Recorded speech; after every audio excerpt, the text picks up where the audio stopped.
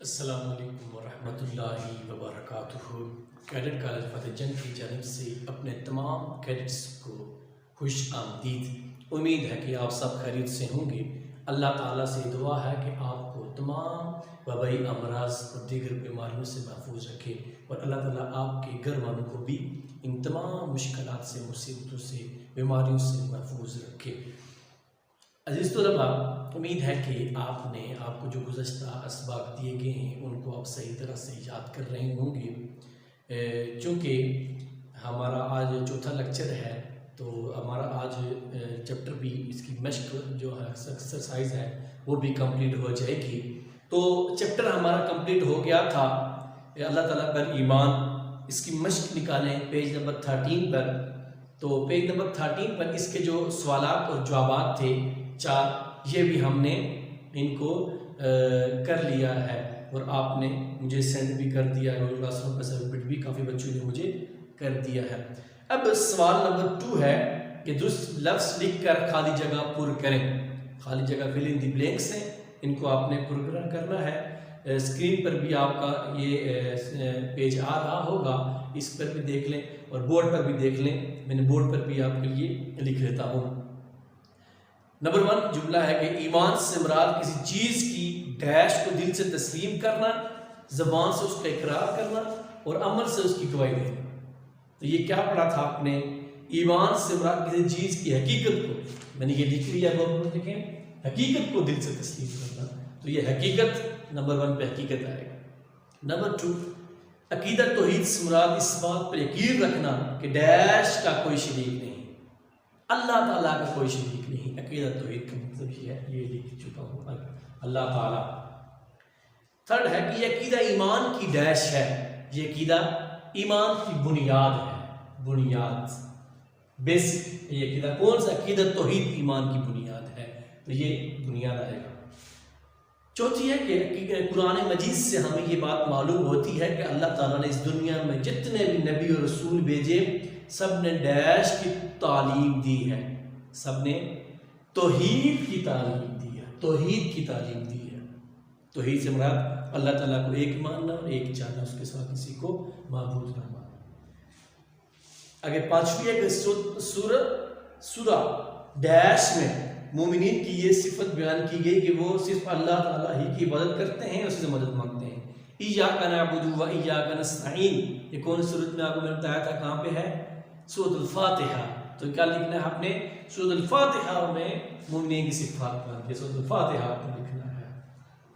छठी है कि कह दीजिए डैश की हर चीज का पैदा करने वाला है। कह दीजिए अल्लाह ही, अल्लाह ताला ही हर चीज को पैदा करने वाला है। 7वीं है हर काम अल्लाह ताला की डैश खुशी के लिए किया जाए, अल्लाह ताला की रजा। ये लिखा अल्लाह ताला की रजा नहीं, अल्लाह ताला को राजी करने के लिए, अल्लाह ताला को राजी करने के लिए किया जाए, उसी खुशनुदी हासिल करने के लिए किया जाए। 8वीं है कि हर काम के लिए सिर्फ अल्लाह ताला पर डैश किया जाए, हर काम के लिए सिर्फ अल्लाह ताला पर तवक्कल, भरोसा किया जाए। तो भरोसा आएगा यहाँ पर, भरोसा आएगा। तो ये जो खाली जगह आपकी कंप्लीट होगी।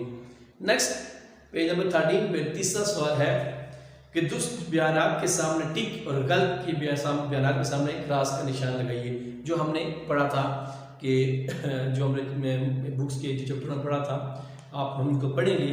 जो हमें जो बातें ठीक लगेंगी उसके भी टिक लगा देंगे, जो बातें हमें ठीक नहीं लगेंगी उसके क्रॉस लगा देंगे। इन्होंने ये हमारी ज़हन को चेक करने के लिए कि आया हमने चैप्टर पढ़ा भी है, सही नहीं पढ़ा, फिर उसको हमारा ज़हन को खंगालने के लिए ये एक्सरसाइजें दी जाती हैं। तो पढ़ते हैं, मुसलमान हर रोज़ कलमा तय्यबा पढ़ते हैं, वो अल्लाह ताला की वहदानियत का इकरार करते हैं।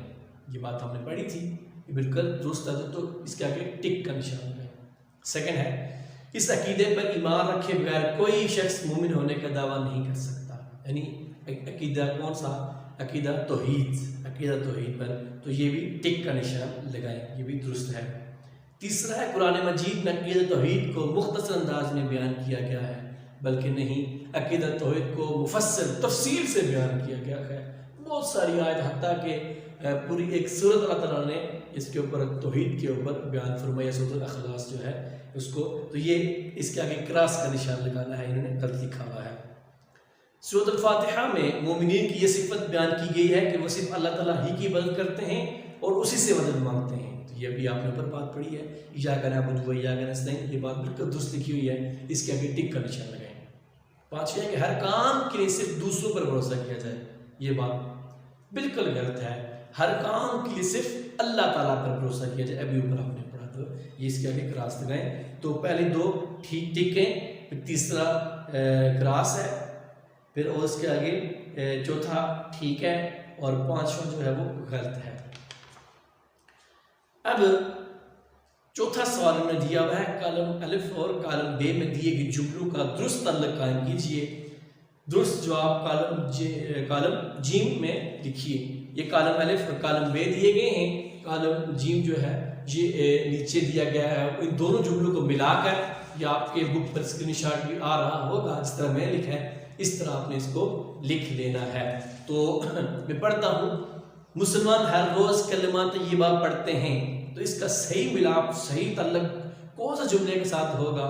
वो जुमला नंबर 2 कॉलम बे में जुमला नंबर 2 है कि अल्लाह ताला की वहदानियत का इकरार करते हैं। अब पूरा जुमला किस तरह बनेगा, कॉलम जी में किस तरह लिखेंगे?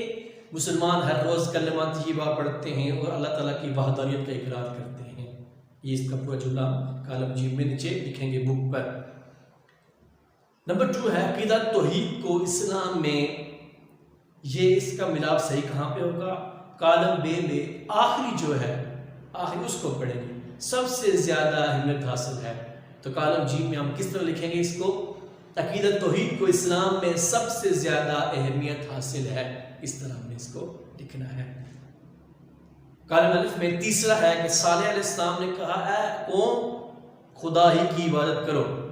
अब इसका मुतालिका जो अगला है जुमला है वो कहाँ पे है? कॉलम बे में। कहाँ पे है? वो नंबर 1 पे, उसके सिवा तुम्हारा कोई माबूद नहीं। अब समझ आ गई? तो इसका कॉलम जी में हमने किस तरह लिखना है कि सालेह अलैहिस्सलाम ने कहा, ऐ कौम खुदा ही की इबादत करो, उसके सिवा तुम्हारा कोई माबूद नहीं। समझे? कॉलम अलिफ में चौथा देखो, हर चीज का खालिक व मालिक, इसका मुताल्लिका जुमला कहाँ बनता है? कॉलम बे में देखो, हर चीज का खालिक व मालिक सिर्फ अल्लाह ताला ही है। तो आपने कॉलम जी में किस तरह लिखना है? हर चीज का खालिक व मालिक अल्लाह ताला ही है।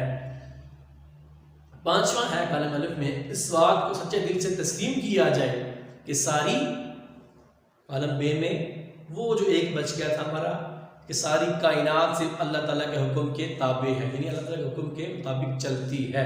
तो इसको कॉलम बे, कॉलम जी में इस तरह लिखेंगे, इस बात को सच्चे दिल से तस्लीम किया जाए कि सारी कायनात सिर्फ अल्लाह ताला के हुक्म के ताबे है। अब समझ आ गई?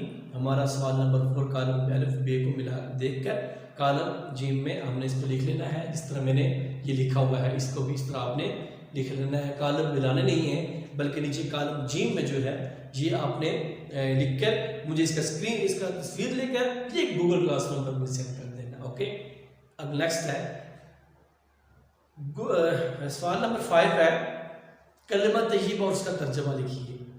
इतना आसान है, ला इलाहा इल्लल्लाहु मुहम्मदुर रसूलुल्लाह, अल्लाह ताला के सिवा कोई माबूद नहीं और मोहम्मद सल्लल्लाहु अलैहि वसल्लम अल्लाह ताला के बंदे, अल्लाह ताला के रसूल हैं। ये यहाँ पर भी है, पेज नंबर 10 पर भी है कि ला इलाहा इल्लल्लाह मुहम्मद रसूलुल्लाह, अल्लाह ताला के सिवा कोई माबूद नहीं और मोहम्मद सल्लल्लाहु अलैहि वसल्लम अल्लाह के रसूल हैं। नेक्स्ट है कि सवाल नंबर 6, अकीदत तौहीद के बारे में कोई सी 2 आयत का तर्जमा लिखिए। ये बहुत ही सिंपल है, ऐसे तर्जमा लिखना है। ये मेरी आपको पेज नज़र भी आ रहा है जिस तरह मैं लिखा है, ये आपको मैं बता भी दूँ कि पेज नंबर 10 पर आखिरी देखें, अल्लाहु ला इलाहा इल्ला हुवा लहुल अस्माउल हुस्ना, अल्लाह ताला वो है जिसके सिवा कोई माबूद नहीं, उसके अच्छे अच्छे नाम हैं। एक ये हो गया, और दूसरा है अल्लाहु ला इलाहा इल्ला हुवल हय्युल क़य्यूम, अल्लाह ताला के सिवा कोई इबादत के लायक नहीं, वो हमेशा जिंदा रहने वाला और कायम रहने वाला है। ये 2 आयतें नहीं लिखनी, बल्कि इनके सिर्फ तर्जमे लिखने हैं। ये बुक पर ही आपने लिखना है। अकीदा तौहीद की साथ क्वेश्चन नंबर 7 है कि तौहीद के बारे में फरमान रसूल सल्लल्लाहु अलैहि वसल्लम लिखिए। ये पेज नंबर 11 पे है। पेज नंबर 11 में सबसे आखिरी लाइन देखें, सबसे आखिरी लाइन देखें क्या है, वो सिर्फ सेकंड लास्ट जो है, अकीदा तौहीद के बारे में हज़रत मोहम्मद सल्लल्लाहु अलैहि वसल्लम का इरशाद पाक है कि जो कोई सच्चे दिल से इस बात की गवाही दे कि अल्लाह ताला के सिवा कोई माबूद नहीं और हज़रत मोहम्मद सल्लल्लाहु अलैहि वसल्लम अल्लाह ताला के रसूल हैं, तो अल्लाह ताला उस पर दोज़ख की आग हराम कर देगा। तो ये आपने यहाँ पर अपनी बुक पर ही लिख लेना है। सवाल नंबर 8 है कि अल्लाह ताला के कोई से 30 सिफाती नाम तर्जमे के साथ ज़बानी याद करके अपनी कापियों में लिखें। अल्लाह ताला के सिफाती नाम जो हैं वो कुरान मजीद के जो शुरू में लिखे होते हैं वो आपको 30 जो हैं वो याद करके अपनी होमवर्क कापी पर लिख कर मुझे गूगल क्लासरूम पर सेट कर देना है। वो आपको मैं बता भी दूंगा किस तरह। ये पेज नंबर 9 पे देखें, पेज नंबर 9 पे अगर बुक के देखें अस्माउल हुस्ना, ये तकरीबन 25 से 27 आपकी ये अस्माउल हुस्ना है तर्जमे के साथ है। तो कुछ यहाँ से ले लेना, कुछ अपने कुरान मजीद वहाँ से ले लेना आप। तो 30 सिफाती नाम लिख कर मुझे गूगल क्लासरूम पर आपने मुझे सेंड कर देना है। सवाल नंबर जो 9 है कि कुरान मजीद की इस मुख्तसर सूरत का नाम और तर्जमा लिखिए जिसमें से अल्लाह ताला की वहदानियत का बयान है। वो कौन सी है? सूरत इखलास। कुल हुवल्लाहु अहद अल्लाहुस समद लम यलिद वलम यूलद वलम यकुल लहू कुफुवन अहद। तो आपने क्या करना है, आपने इसका नाम लिखना है, सूरत इखलास नाम, सूरत इखलास तर्जमा लिखना है। कह दीजिए अल्लाह एक है, अल्लाहुस समद, अल्लाह बेनियाज है, लम यलिद वलम यूलद, ना उसको किसी ने जना ना वो किसी से जना गया, यानी ना उसकी कोई औलाद है ना वो किसी की औलाद है, वलम यकुल लहू कुफुवन अहद, और ना ही उसका कोई हमसर है यानी उस जैसा है। तो ये आपने अपनी बुक्स पर ये लिख लेना है। तो अभी आपका जो आज का जो होमवर्क है बेटा वो गूगल क्लासरूम पर मैं तफसील से बता भी दूंगा आपको, लेकिन यहाँ पर भी सुन लो कि आपने जो होमवर्क जो करना है मुझे अपनी बुक पर ही ये आपने करना है। सवाल नंबर 4 कॉलम जो आपने मिलाने हैं या आपने कॉलम मिलाकर कॉलम जीम में लिखकर तस्वीर बनाकर मुझे सेंड करनी है। जिस तरह मेरी आपको नज़र आ रही होगी इस तरह आपने बनाकर मुझे सेंड कर देनी है। इसी तरह क्वेश्चन नंबर 5 भी, क्वेश्चन नंबर 6 भी जिस तरह मैंने लिखा हुआ है, क्वेश्चन नंबर 7 भी, क्वेश्चन नंबर 8 जो है सिर्फ और सिर्फ क्वेश्चन नंबर 8 जिसमें अल्लाह ताला के अस्माए हुस्ना के 30 सिफाती जो नाम हैं वो आपने लिखकर कापी पर लिखकर उसकी तस्वीर बनाकर मुझे गूगल क्लासरूम पर सेंड कर देना है। ओके। और जो 9वां है वो है ये कुरान मजीद की सूरतुल इखलास जो है, इसको आपने बुक पर ही करके इस तरह मैंने किया नजर आ रहा होगा आपको नाम, फिर इसकी तर्जमा लिखकर मुझे गूगल क्लासरूम पर सेंड कर देना है। तो इस तरह अगर नहीं समझ आएगी तो मैंने आपको असाइनमेंट में भी आपको ये बातें सारी सेंड कर दूंगा। तो उम्मीद है कि आज का लेक्चर आपको समझ आ गया होगा। तो इसी के साथ मैं आपसे इजाज़त चाहूँगा। अल्लाह ताला आपको दीन और दुनिया की समझ अता फरमाए, अल्लाह ताला आप पर अपना खास करम फरमाए, अल्लाह ताला आपको और आपके घर वालों को तमाम बीमारियों से महफूज रखे।